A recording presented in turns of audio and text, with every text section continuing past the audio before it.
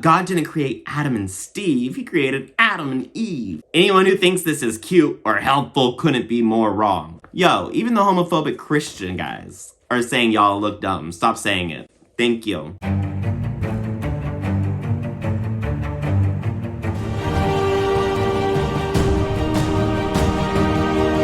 Hi, it's me, JeGaysus, your homosexual Christ. We're back to a new episode of What is This Book and Who Asked for It? Mike Haley. What did you write? If you haven't watched the first part, you can go back and watch the first part. Still didn't come back with my professional camera this time. You're gonna have to deal with whatever lighting situation's going on. So to recap you, we are doing a new series on this book called 101 Questions About Homosexuality. It's a terrifying Christian book that has all the answers wrong. I can guarantee that because I'm a homosexual.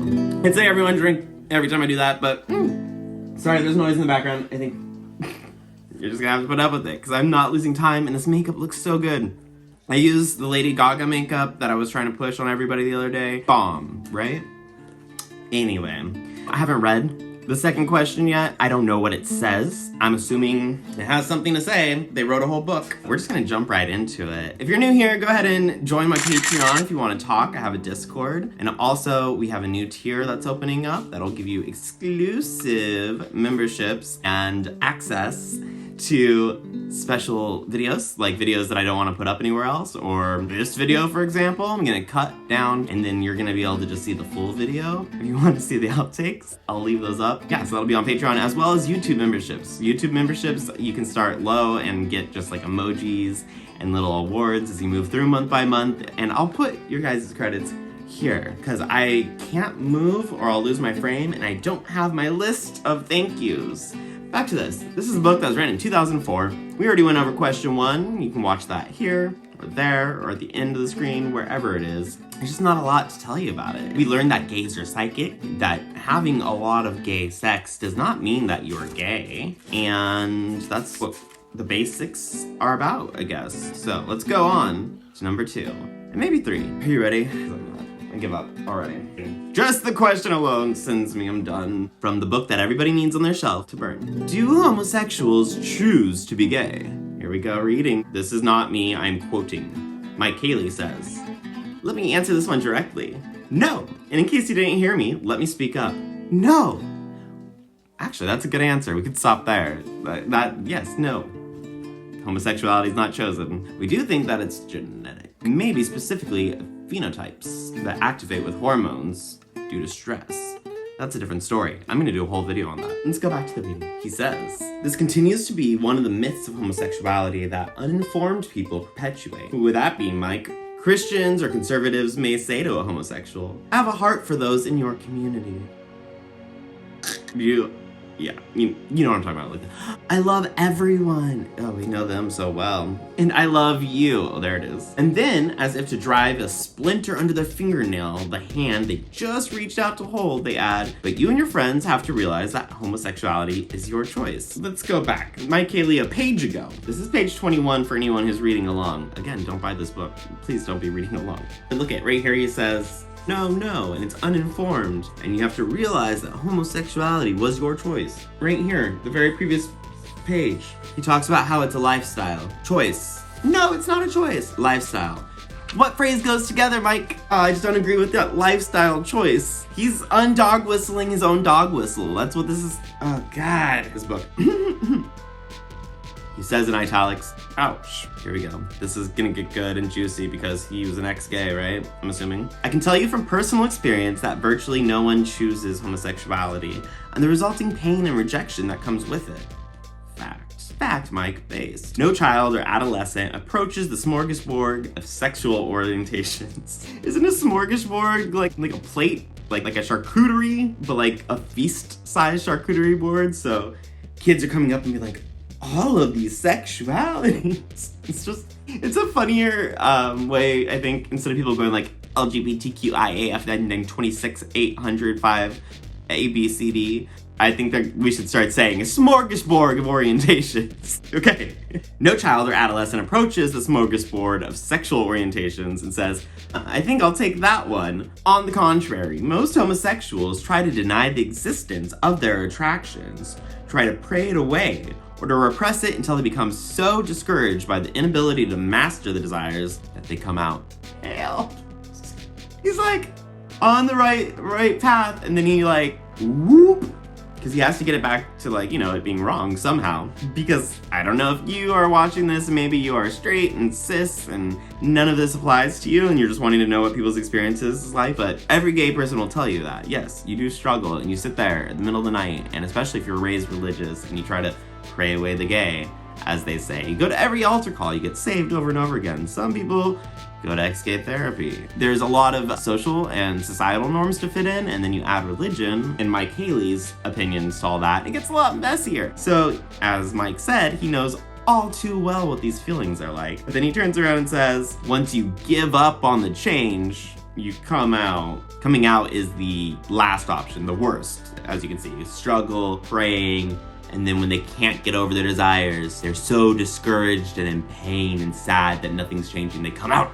It's funny because it's delusional. I love you, Mike. I really do. Wherever you are, you're a special person. Attributing this struggle to a willing choice of any individual not only conveys a lack of understanding. Mike is very understood. He's a very learned individual. A lack of understanding, but adds to the tremendous shame seared into many homosexuals' hearts. Where is that shame coming from? I didn't ask you.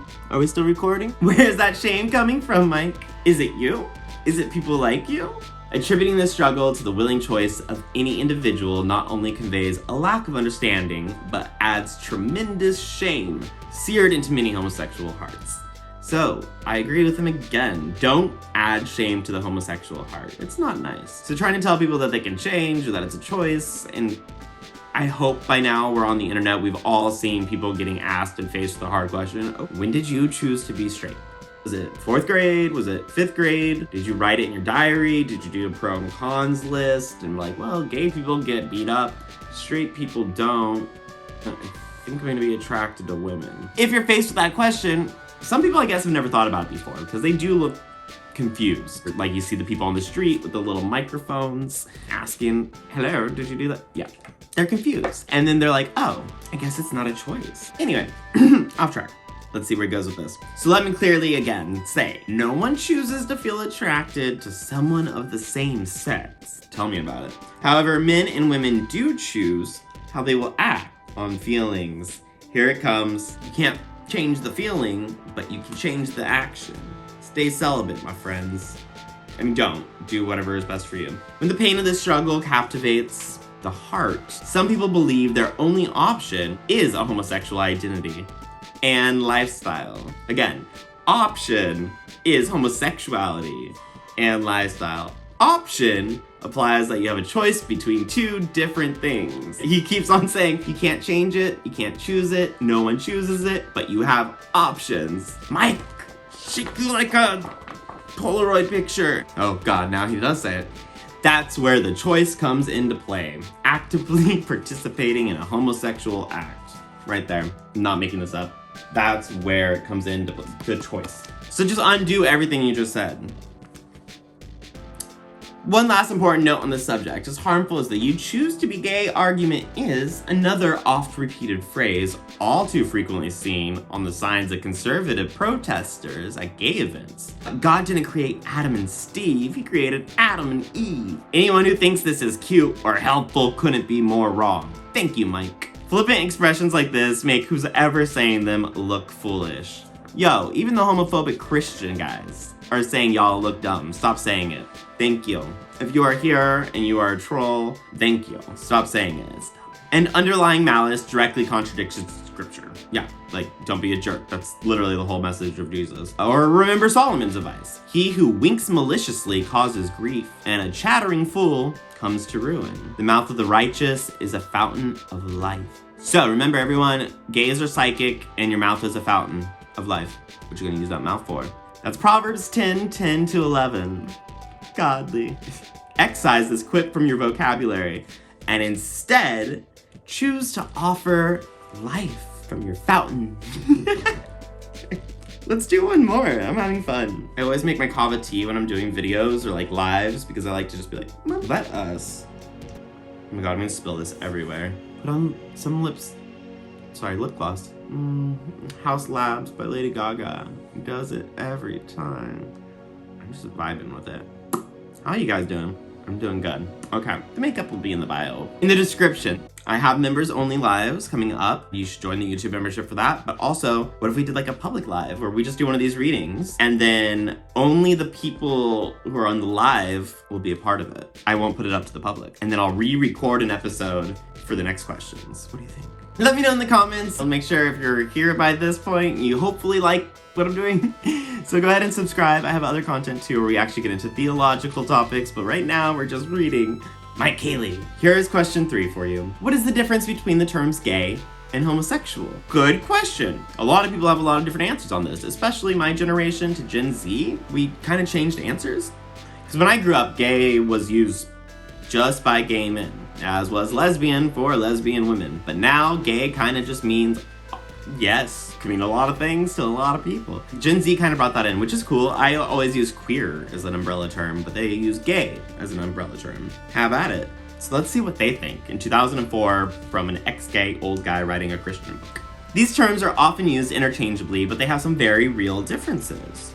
Knowing what they are can help you offer advice to counsel those who seek input. Because I'm sure people are coming up to you all the time and saying, "Excuse me, JeGaysus, what's the difference between gay and homosexual? I need life advice. Please direct me to one or the other and then change me to a Christian." Is that how that works? So you ask a difference between words and then you turn into a Christian. It makes sense. I've had 3 videos banned, literally just reading out of a dictionary definitions. Don't do it. TikTok hates definitions. Oh, here we go. There really is no such thing as a homosexual. Disappeared. Okay, I'm back, because there is. As strange as that may sound, it's true. Mike Haley says we are all biological heterosexuals. Oh God, I hope he doesn't have a book about like trans people, the whole biological male, biological female, because biological heteros, okay. To be sure, some homosexuals, through a combination of factors, find themselves dealing with a homosexual problem. And when I use the term homosexual in my answers, I'm referring to men and women who, because of these various factors, find themselves attracted to members of their own sex. Through a combination of factors, you see, there's factors that lead up to you then becoming attracted to your own sex. You know, like biology, brain development, psychology, the same way it does for straight people. God, this guy. But to firmly identify oneself as a homosexual is to buy into the false idea that 2 distinct, valid, immutable orientations exist. He's like, there's not more. No, there's not 2. There's not 2 distinct. There is not heterosexual and homosexual. So we're all born hetero. This guy's gonna freak over micro labels. Like, what is he gonna do when he hears about asexuality and pansexuality and bisexuality? He must be having a real hard time. I said earlier, Mike, I hope you're doing okay. Stay offline. Just don't get online. You're not gonna like it here. Yep. Still, society will continue to use the term homosexual. So, here are some basic differences between the word and gay. Men and women who experience homoerotic desires, fantasies, and attractions are the most likely to identify themselves as homosexual. Yeah. Having homoerotic dreams, desires, and fantasies makes you usually homosexual. Yeah. Not all the time. Again, bi, pan, there's different things out there. However, not all homosexuals think or classify themselves as gay. Maybe Mike. You know who doesn't do that. Christian Walker. He's very vocal about it and won't shut up. We know. We get it, Christian. You're not one of us. Blah, blah, blah. A term with decidedly socio-political overtones. One that is as much about identifying oneself as a member of a community than identifying oneself by sexual orientation. Okay? Knowing that you are part of a persecuted community, somebody who has been put under biases, and you know how to navigate the world now and find a group that can help you, such as other gay people, and then you can collectively act to change things, like being allowed to get health insurance, not fired from your job. Politically activating and having a group to coalesce with is very important, especially when you only make up like 5% of the whole population and the rest of them think that you are making it up, Mike Haley. As Dr. Joseph Nicolosi explains, insert something here, or somebody go look up Dr. Nicholas Josolosi. It was upon entering this that I realized he's dead now. So... Oh, not Nicholas Nicolosi. Joseph Nicolosi explains, some men experience conflict between their values and their sexual orientation. Don't I know? Down low, boys, we see you. Also, it'll be okay. It's not that scary. Like, it's fine. I saw a video earlier on TikTok that was about the whole Bud Light thing. Straight people freaking out about Bud Light, and this guy was like, he had the thickest, like, Alabama accent. I can't do accents, but he was like, what are you afraid of? Drinking one Bud Light, and suddenly you're gonna want it to be Garth, not so straight? I was dying. Because that's literally how these people think. Yes, straight men who are terrified that doing one little thing like supporting Bud Light is going to make them either appear or actually become more effeminate, have one of two things going on. Hyper toxic masculinity, where they're afraid of what other people think about them constantly because they put their value as a person in their gender of being a man, and anything that's emasculating is then a low performance as a man, which means you can't get the right woman, which means you can't have the right job. It's this pattern that's burned into these cishet men's brains. But the other side of that is people who are actually a little bit gay. Maybe they're bi, maybe they have attraction just to certain kinds of masculine traits. Maybe they want to get pegged. You don't know what's going on in people's heads, but they are so afraid that, like, if they turn on the TV and there's a commercial of two men kissing, they will feel something. Looking at you, Ben Shapiro. Everyone saw that video with the femboy cat, and he was down. Call me, Ben. They will see something, and it'll rise up those feelings that they've been pushing down so hard, and yes, that is terrifying. That's where we get homophobia. That's the phobia part. Phobia can also mean disgust and aversion to, but the fear part, it's because the gay. You're afraid of the gay. You're afraid of you being the gay. And, or gay men hitting on you. That can be another one. So we don't say that, straight people, just because we're trying to be mean, like, oh, well, you're homophobic, you're probably gay. It's because we know what that is. We understand the feeling, we've been there, Mike's been there. We just have very different routes about how we address it. Mike's is to stuff it down anymore and find this doctor guy and write a book. And mine is to just say, okay, I'm having gay feelings, let's go kiss a dude. Let's get back to Dr. Joseph Nicolosi. Some men experience conflict between their values and their sexual orientation. Ooh, there's a citing on that. Footnote 1. These individuals would never be comfortable claiming a gay identity. Right, because they're in the closet. The ultimate rule of thumb? All gays are homosexual, but not all homosexuals choose to identify as gay.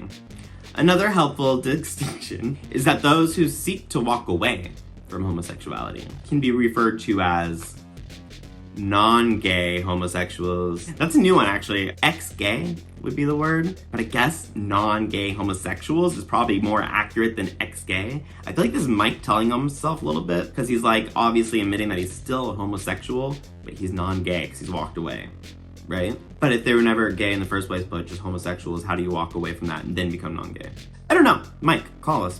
But he's kind of telling on himself in my head, I think, because then, yeah, saying he still has these attractions. He's just non-gay because he doesn't want to identify with them, which is all ex-gays. So actually, this term's probably better than ex-gay because non-gay, still a homosexual. You're still a homo, Mike. Oh my God, there's a citation on that too, footnote 2. Oh no, there's page marks in here? Was I reading something important when I was 14? Let's go to the footnotes. Where are they? Jewish. Episcopal. It gives you all these churches that hate you. That's nice. Okay, so Joseph Nicolosi, Reparative Therapy of Male Homosexuality. Written in 1997. Trust that one.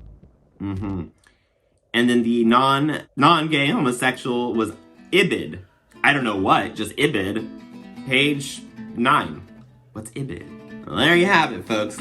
Okay, so thank you for joining me again. Drop comments, leave hearts, go subscribe, become a member, come to Discord. Let's talk. I'm going to see you live soon with Untracing Trauma. Again, thank you so much to my patrons and member support. And next time when we do this, it might be live. Look out for the announcements. For everyone. That one wouldn't be a member stream. That one would be for everyone who wants to come. But the question's gonna be, if I'm having homosexual fantasies, does that mean I'm gay? And question number 5, is homosexuality preventable? Like, don't do drugs while you're pregnant. I don't know. I haven't read it yet. But those are going to be the questions that Mike has to answer. And I'm sure he's going to do just great. He's done great so far. Thank you for joining me on this new episode of whatever this series is called. 101 something something something. Don't let them gaslight you. Debunking Christians. Mike Haley. probably still gay, whatever we're calling this series. Thank you for coming back, and I hope to see you for the next question 4 and 5.